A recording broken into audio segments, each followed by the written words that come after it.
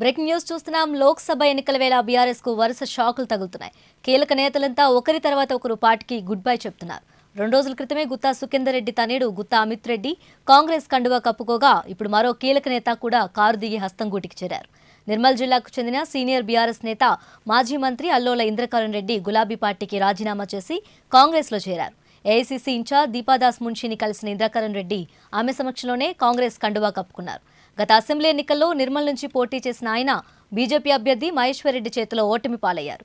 అప్పటి నుంచి బీఆర్ఎస్ కు దూరంగా ఉంటున్న ఇంద్రకరణ్ రెడ్డి తాజాగా హస్తంగూటికి చేరారు.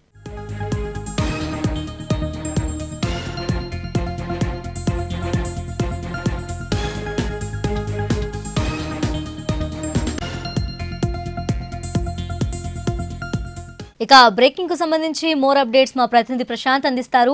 చెప్పండి ప్రశాంత్, మాజీ మంత్రి ఇంద్రకరణ్ రెడ్డి కాంగ్రెస్ లో చేరికపై పూర్తి డీటెయిల్స్ ఏంటి?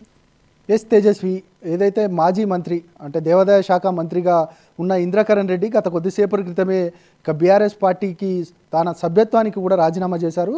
ఆ రాజీనామా పత్రాన్ని కూడా ఇక అధిష్టానానికి బీఆర్ఎస్ అధిష్టానానికి కూడా పంపిన నేపథ్యం కనబడ్డది. ఇక గత కొద్దిసేపటి క్రితమే ఆయన కాంగ్రెస్ పార్టీకి సంబంధించిన ఏఐసీసీ ఇన్ఛార్జ్ అయిన దీపాదాసి మున్షి ఆధ్వర్యంలో ఆయన కాంగ్రెస్ పార్టీలో జాయిన్ అయ్యారు. ప్రధానంగా ఆయన గురించి చెప్పినట్టయితే ఆయన నిర్మల్ జిల్లాకు చెందిన వ్యక్తిగా ఉన్నారు. నిర్మల్ నుండి మొన్న ఎన్నికలలో కూడా ఓటమి పాలైన పరిస్థితి కనబడ్డది. గతంలో మొట్టమొదటిగా తెలంగాణ వచ్చిన తర్వాత 2014లో ఆయన బీఎస్పీ పార్టీ నుంచి పోటీ చేశారు. బీఎస్పీ పార్టీ నుంచి గెలిచిన తర్వాత బీఆర్ఎస్ పార్టీలో జాయిన్ అయ్యారు. అంటే ఇప్పుడు ప్రస్తుతం ఉన్న బీఆర్ఎస్ పార్టీ, గతంలో ఉన్న టీఆర్ఎస్ పార్టీలో ఆయన జాయిన్ అయ్యారు. జాయిన్ అయిన తర్వాత ప్రధానంగా ఆయనకు మంత్రి పదవి కూడా కేసీఆర్ కట్టబెట్టిన పరిస్థితి కనబడ్డది.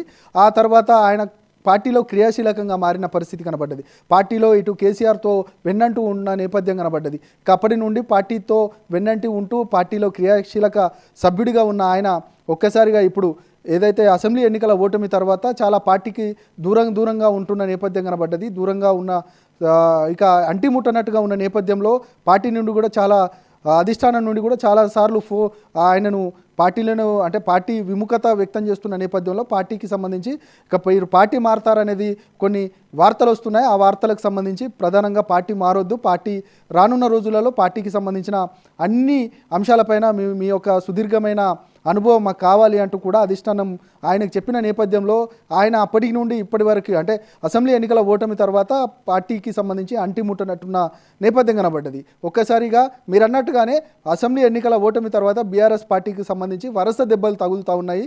ప్రధానంగా దానం నాగేందర్, అదేవిధంగా కడియం శ్రీహరి, ఇక ఏదైతే తెల్లం వెంకట్రావు, అదేవిధంగా ప్రధానంగా సీనియర్గా ఉన్న కేశవరావు కూడా, ఇక కేసీఆర్కు అత్యంత దగ్గరగా ఉన్న కేశవరావు కూడా ఆయన పార్టీలో జాయిన్ అయిన అంటే కాంగ్రెస్ పార్టీలో జాయిన్ అయిన పరిస్థితి కనబడ్డది.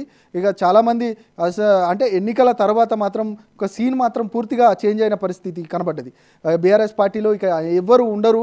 ఇక బీఆర్ఎస్ పార్టీకి సంబంధించి అందరూ కాంగ్రెస్ పార్టీలోనో బీజేపీలోనో చేరుతారన్న నేపథ్యంలో ఒక్కసారిగా కేసీఆర్ బయటకు రావడం, కేసీఆర్ పాదయాత్రలు, పొలం బాటలు, ఆ తర్వాత ఇప్పుడు బస్ యాత్రల ద్వారా వీరందరినీ కూడా పార్టీ మారుతారన్న వాళ్ళందరినీ కూడా చాలా రోజుల నుండి ఆయన పిలిపించుకొని ప్రధానంగా వారందరికీ కూడా ఒక భరోసా ఇచ్చే కార్యక్రమం చేశారు.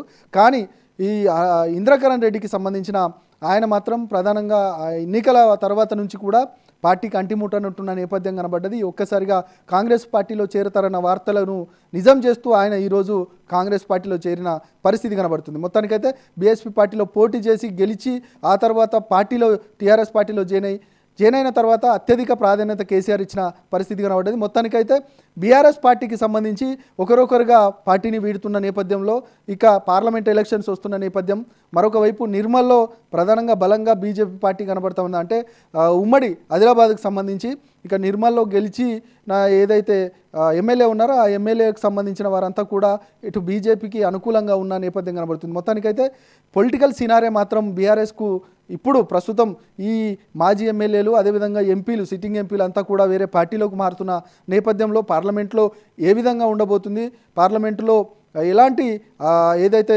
పాజిటివ్ ఉండబోతుందా, నెగిటివ్ ఉండబోతుందా అనేది మాత్రం రాజకీయ వర్గాల్లో చర్చ జరుగుతుంది. దాంతోపాటు ప్రధానంగా బీఆర్ఎస్ పార్టీలో మాత్రం ఒకరి తర్వాత ఒకరు వెళ్తున్న నేపథ్యంలో పార్టీకి మాత్రం పెద్ద దెబ్బగా మాత్రం చెప్పొచ్చు. తేజస్వి.